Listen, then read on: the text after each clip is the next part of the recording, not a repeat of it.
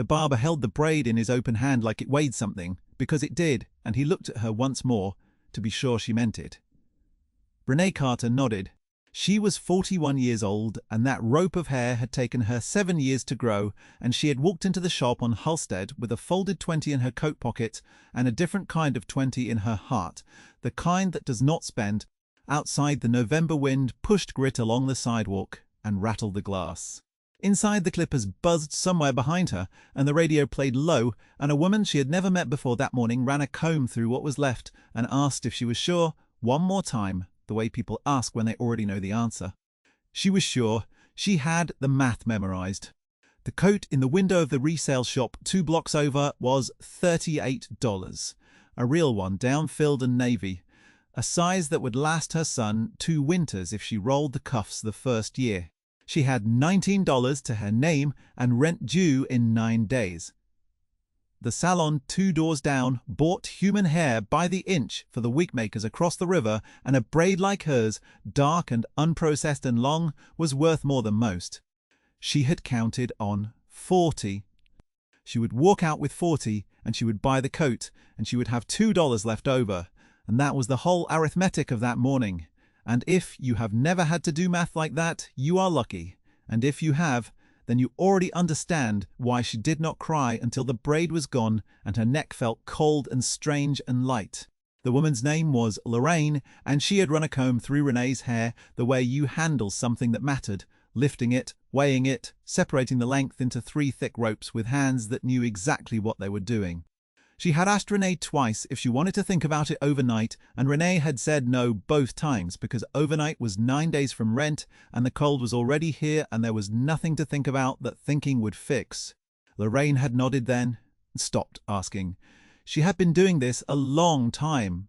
She knew the difference between a woman cutting her hair for a change and a woman cutting her hair for a reason, and she knew you did not slow down a woman with a reason, because the slowing down was its own small cruelty, a chance for the fear to climb back in. So she braided it tight, and she measured it against the laminated chart taped to the mirror, and she snipped above the band in one clean motion so the deed would be done before Renee could feel it being done. The braid came away whole in her hand. Renee felt the air on the back of her neck where there had been weight for 7 years, and she sat very still, and Lorraine put a warm hand on her shoulder and said, "You did a good thing, honey, whatever it is, you did a good thing." And that was when Renee's eyes filled, not from the loss of it, but from being seen for 1 second by a stranger who asked for nothing. What she did not know, sitting in that chair, was that the buying of one small coat was about to set something in motion that would walk all the way back to her, years later, carrying more than she ever thought to ask for. She could not have known. Nobody in that shop could have. The thing about a kindness, even a kindness you do for your own child, is that it goes out into the world and keeps a kind of memory, and the world has a longer memory than people give it credit for.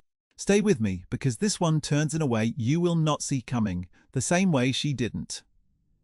Renee had raised her son alone since he was 2. His father had left the way some men leave, not with a slammed door, but with a slow subtraction, a shift not picked up, a check that came smaller, and then late, and then not at all, until one spring she stopped, expecting the sound of his key, and the apartment got quiet in a permanent way. She did not speak badly of him to the boy. She decided early that her son would not carry her grievances as luggage through his own life. So when Darius asked, the way small children ask, where his daddy was, she told him his daddy was far away and that some people are far away, and she held him, and that was the most she ever said. There had been a stretch that first year alone when she did not know if they would make it, and she had never told anyone how close it came. She had worked the front desk at a clinic on the South Side days and folded laundry at a hotel by the airport overnights, and in between she had nursed a 2-year-old through ear infections and rent increases and a winter. The radiator died and the landlord took 3 weeks to send a man. Her own mother had been gone 2 years by then, and her sister was down in Memphis with troubles of her own, and there was a cousin who helped when she could, and a church that helped when it could. But mostly there was just Renee, at the kitchen table at 2 in the morning with a calculator and a shoebox of bills, deciding which one could wait. She got good at it. That was the terrible thing. How good a person could get at a life like that. By the time Darius was old enough to notice anything, the noticing was the only sign left that there had ever been a struggle, because she had folded the struggle so small and so deep that the apartment looked to a child like an ordinary warm place where his mother was always tired and always there. The boy was 11 now. His name was Darius, and he was tall for his age and quiet in a watchful way, a kid who noticed things which is both a gift and a weight in a child. He noticed, for instance, that his mother ate after he did and sometimes claimed she had eaten at work. He noticed that she wore the same grey coat every winter, the seams gone soft, the zipper caught halfway, so she pinned it. He noticed she walked him to the bus on the coldest mornings and stood there until it pulled away, even when her own shift started at 6 and she would have to run. Children who grow up with less learn to read their parents like weather. Darius could read his mother's face from across a room. He knew the difference between the tired that was just tired and the tired that was worried, and he had been seeing the worried kind more often that fall, a tightness around her eyes when she opened the mail, a way she had of standing at the window doing sums in her head, with her lips barely moving. That fall his own coat had given out, he had outgrown the last one and worn through the one before, and the cold came early to Chicago that year. A real cold, the kind that finds the gaps in a building and sits down inside them. Renee saw him at the bus stop one morning with his arms crossed tight and his shoulders up around his ears, in a hoodie and a thin windbreaker zipped over it, and she saw him pretend he was fine, and the pretending was worse than the cold. He was 11 and already learning to perform okayness for her sake. That was the morning she decided. She did not tell him, she just decided the way she decided most things, quietly and all the way through. She had pawned the ring already 2 winters back, the thin gold band she had kept, long after there was any reason to. She had nothing left to sell that the world would pay for, except the hair. Women had complimented that hair her whole life, strangers on the train, the ladies at the church on 87th, and she had always said thank you, and never thought of it as worth anything, because the things that are part of you do not feel like assets until you are desperate, and then suddenly they do. So she sat in the chair on Halstead, and she let it go. The woman gave her 35, not 40, because the ends were drier than they looked, and Renee did the new math in half a second, the way the poor do constant silent arithmetic, and she said thank you, and she did not let her face fall. 35 and 19 was 54. The coat was 38. She would still have it. She would still walk out of the resale shop with a navy coat folded over her arm and $16 left and her rent only most of the way, impossible, instead of all the way. She pulled her grey coat's collar up over her bare neck and she went out into the wind and she bought the coat and the woman at the register folded it in paper and Renee carried it home on the bus with it on her lap like something alive. She gave it to him that night without ceremony. She had learned that ceremony embarrasses children, that the best gifts arrive sideways. She just set it on his bed while he was doing homework and said they had a cold snap coming and he should wear it tomorrow. He looked at it. He looked at her. He ran his hand down the navy sleeve and felt the weight of it, the realness of it, and he was a kid who noticed things. And the first thing he noticed was that it was not from the donation bin at the church where his last 2 coats had come from. It was bought. Somebody had bought it. He picked it up and held it against himself, and the length was right with room at the wrists, and there was a hood with a drawstring and a zipper that ran the whole way without catching, and inside the collar there was still the faint smell of the resale shop. Paper and cedar and someone else's house, but under that it was just new to him. The newest thing he had owned in as long as he could remember. He pulled the zipper up to his chin and stood in the middle of the small room in his coat, and his mother watched him from the doorway with a dish towel over her shoulder and something careful in her face, and she said, "There, now, that ought to do it," and turned to go back to the kitchen the way she always turned away from her own gifts, as if staying would be asking for thanks. And the second thing he noticed when he looked up to thank her was her neck. He did not say anything that night. That was the kind of boy he was. He thanked her and he tried the coat on, and it fit with room to grow exactly as she had planned, and he wore it the next day and the day after, and he did not mention her hair. He had seen, though, and he was 11, not 5, and he understood the shape of the trade, even if he did not know the numbers.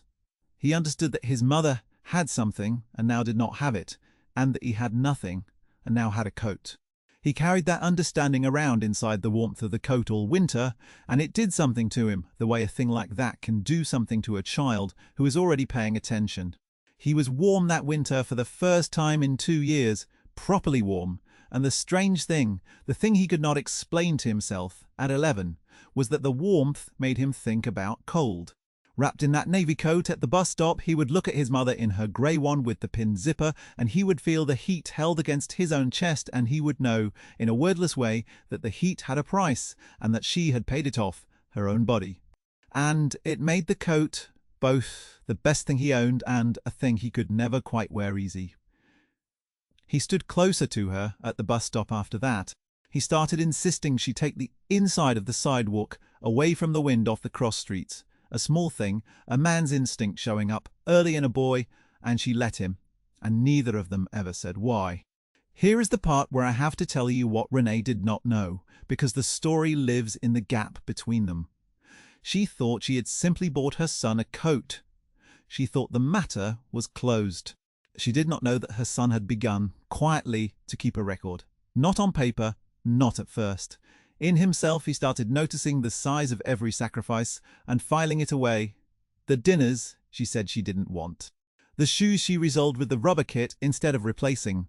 The way she turned the heat down to 58 after he was asleep and turned it back up before he woke, so he would never feel the cold she sat in. He saw it all that year, the year of the coat, because the coat had taught him how to look. He decided something, the way children decide things, with a seriousness that adults forget they once had. He decided he was going to take care of her. He did not know how. He was 11.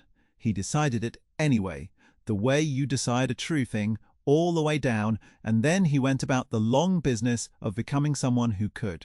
He started small the way a child has to. He shoveled walks that winter for the older folks on the block, the Hendersons on the corner, and the man with the bad hip 2 doors down, and he did not spend the dollars they gave him.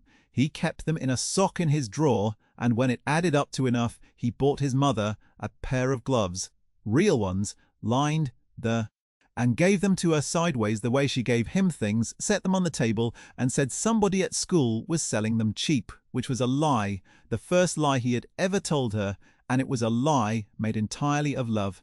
She wore those gloves for years. She never knew where they really came from until the day she stood in a warm room with her name over the door, and then she knew everything at once, and the gloves were part of it, one small early stitch in a thing he had been sewing his whole life. He watched how the money worked in other people's houses, the few he saw.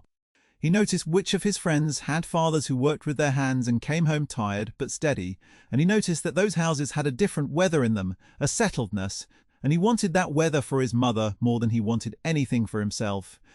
He was not a child who dreamed of being rich. He had seen, riding the bus past the towers downtown, what rich looked like, and it did not call to him. What called to him was the navy coat and the thin neck and the simple, unbearable arithmetic of a woman who would take herself apart by inches to keep her son warm. He wanted to build a world, even a small one, even one storefront wide, where that arithmetic came out different. He did not have those words for it at 11. He just had the feeling, hard and clear, and he carried it. The years went the way years go for people who are working as hard as they can just to stay level. Renee took a second job cleaning offices downtown 3 nights a week, riding the train home at midnight past the glass towers all lit up and empty, the floors she had just mopped gleaming under lights nobody was there to use. She would sit in the near-empty train car with her cleaning hands raw from the solution and her feet swollen in her shoes, and she would let herself rest only there, only in transit, only in the dark between 2 places where nobody needed anything from her. Darius grew. He got tall, then taller. He was good at school in the quiet way that does not get noticed unless somebody is looking. And a teacher named Mr. Owens was looking, and that mattered, because one adult who sees a child can change the arc of a life. Mr. Owens taught shop, which most of the school treated as the place you put the boys who were not college material, and he hated that. And he ran his classroom like it was the most important room in the building, because to him it was. He had noticed Darius in the first week, the way the boy measured twice and cut once without being told, the way he stayed after to sweep without being asked, the way he handled the tool like it deserved respect. He started giving him harder things to do. He started talking to him about the trade program at the community college, welding and fabrication, real work with real wages at the end of it, the kind of work that built bridges and ran ships and would never be sent overseas because somebody had to be standing right there holding the torch. He told Darius about a scholarship, a competitive one, that covered most of the tuition for kids who could show the aptitude and the need. Darius had both. Mr. Owens helped him with the application after school for 3 weeks and never made him feel it was charity, and that was its own kind of coat handed to a cold kid, though Mr. Owens would never have put it that way. Darius did not tell his mother he had applied. He had learned that from her. The keeping of a thing until it was certain. When the letter came, he opened it on the stoop so she would not see his face. If it was no, it was not. No. He sat on the cold concrete step holding the paper, and he thought about a navy coat and a thin neck, and he let himself cry for about a minute. And then he wiped his face and went upstairs and told her he had something to show her, and she read it twice and pressed her hand to her mouth. And that was the first of the things he would do that she did not expect, though it was small, next to what came later. She did not say much. She put the letter flat on the kitchen table and smoothed it with her palm as if it might lift away, and she looked at her son standing there, nearly grown in a coat she had bought with her own hair, and she said only, "Your grandmother would have wanted to see this." And then she had to turn to the stove, and Darius let her have the turn, because he had learned that from her too. The program was 2 years. He worked nights at a warehouse to cover what the scholarship didn't, loading trucks from 10 to 6 and going to class at 8 on 3 hours of sleep. And his mother begged him to slow down, to let her carry more, and he would not. There was a stubbornness in him that she recognized because it was hers. Grown up and turned around and pointed back at her. She would wake at 5:30 for her own first job and find him just home from the warehouse, sitting at the kitchen table in his work boots, with his eyes closed over a textbook, and she would put a hand on his head the way she had when he was small and feverish, and he would say he was just resting them. And she would make him eggs. He was too tired to taste, and they would sit in the grey early light not talking, two people who had learned to love each other, mostly in the spaces between exhaustion. He finished at the top of his class. He had a certificate and a union card and a starting wage. That was more money than his mother had ever made in her life, and he was 20 years old. The first full check he got, he did not buy himself anything. He went to the bank on a Saturday morning in his cleanest shirt, and he sat across from a young teller who kept calling him "Sir," which still surprised him, and he opened an account in his mother's name, and he put the whole check in, every dollar, and he set it so a portion of every check after would go in the same way, automatic, quiet. And then he asked the teller not to send statements to the house, but to hold them at the branch, because he did not want his mother to find it before it was big enough to matter. He just started quietly, doing for her what she had done for him, the secret arithmetic of love. Except his numbers were finally getting bigger instead of smaller. Money, though, was not the thing she never expected. Stay with me. Money is the easy part of a story like this, and the world is full of children who make good and send money home. And that is a fine and ordinary kindness, and it was not what Darius did. What Darius did was harder, and it took longer, and it required him to remember something from when he was 11 years old. He remembered the salon on Halsted. He had walked past it 100 times growing up, the sullen sign, the inch-by-inch prices for human hair taped in the window, and he had always looked away from it, the way you look away from a place where something happened to you. Somewhere in those 2 years of welding school, though, riding the train past it at midnight, he started looking at it instead of away. And he started thinking about all the women who walked into a place like that and sold a part of themselves for $40 or $35, because 35 and 19 was the difference between their kid being warm and their kid being cold. He thought about how many of them there were. He thought about his mother in that chair, and then he thought about every mother in every chair, and the thought would not leave him alone. He was 23 when he bought the building, not the salon.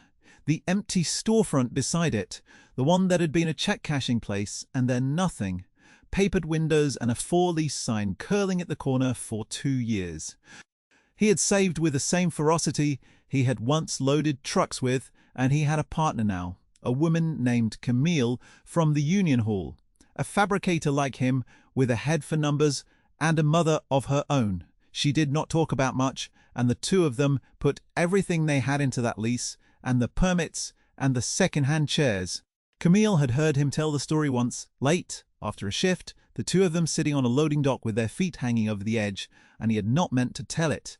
But she had asked why he saved every dollar like it was the last one, and it had come out of him, the coat, and the hair, and the thin neck, and the 11-year-old who decided. She had not said much, she had a way of not saying much that was different from his mother's, sharper, but it came from the same place, a place that had learned not to spend feelings carelessly. When he finished, it had been quiet for a while, and then she had said, "All right, count me in," before he had even told her there was anything to be counted into. They scraped the old check-cashing signage off the windows themselves on a Sunday, both of them up on ladders with putty knives, and underneath the grime the glass was good, old and thick and clear, and the winter sun came through it onto the bare floor, and Camille had said it looked like a church before they put the pews in, and Darius had laughed, because it was the truest thing anybody had said about the place. Yet what they opened was not a salon, either. Not exactly. It was a place where a woman could come and sell her hair. Yes, but for twice what the wig brokers paid, because Darius and Camilla took no cut, and where more than that she could sit down first with someone who would say to her, before she let it go, "Are you sure this is the only way?" and mean it, and have answers if it wasn't. They kept a list. The food pantry on 79th. The coat drive that ran out of the Baptist church. The man at the county who could stop an eviction if you caught it early enough. A coat closet in the back, real coats, navy and down, filled and warm, free, no questions. Take 2 if you have 2 kids. Darius stopped that closet himself. He never told anyone why navy. Camille figured it out eventually and never asked. He called it Renee's, and he had not told his mother any of it.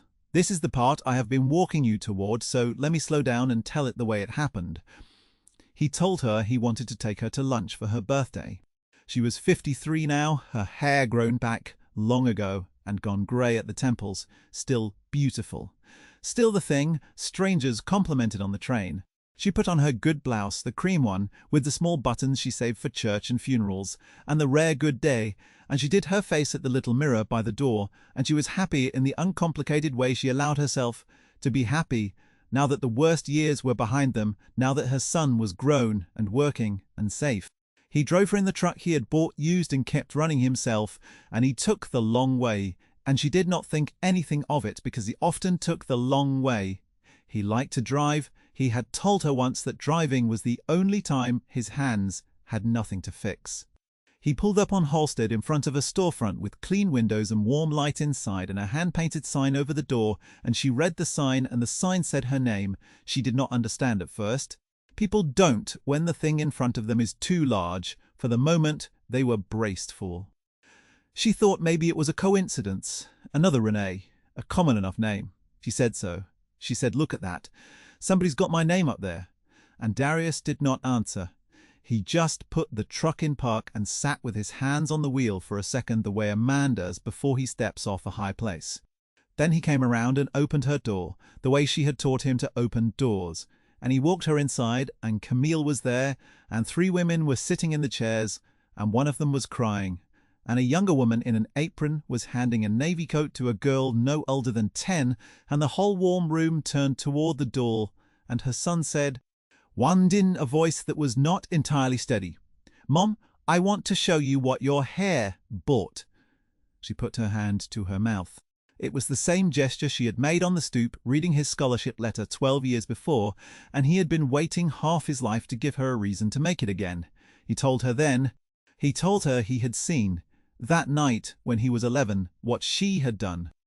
He told her he had known about the coat and known about the hair, and that he had decided, that very winter, that he was going to find a way to make sure no woman ever had to make that trade alone and afraid the way he was sure she had been alone and afraid, even though she had never once let him see her afraid.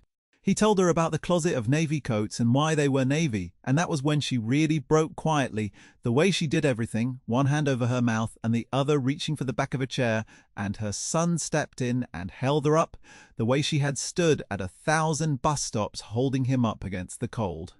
The woman who had been crying in the chair, an older woman with a kerchief over thinning hair, reached out and took Renee's hand as she passed, and pressed it and said, "This, your boy." And Renee, who could not yet speak, only nodded, and the woman said, "You raised him right," and went back to her own quiet weeping. And somewhere in the back, the girl in the navy coat was turning a slow circle to show her mother how it fit. And the light came thick and gold through the old clean glass, and it was, all of it, almost more than one person could hold standing up. There was no grand speech, he had her dignity to think of and his own, and the three women watching.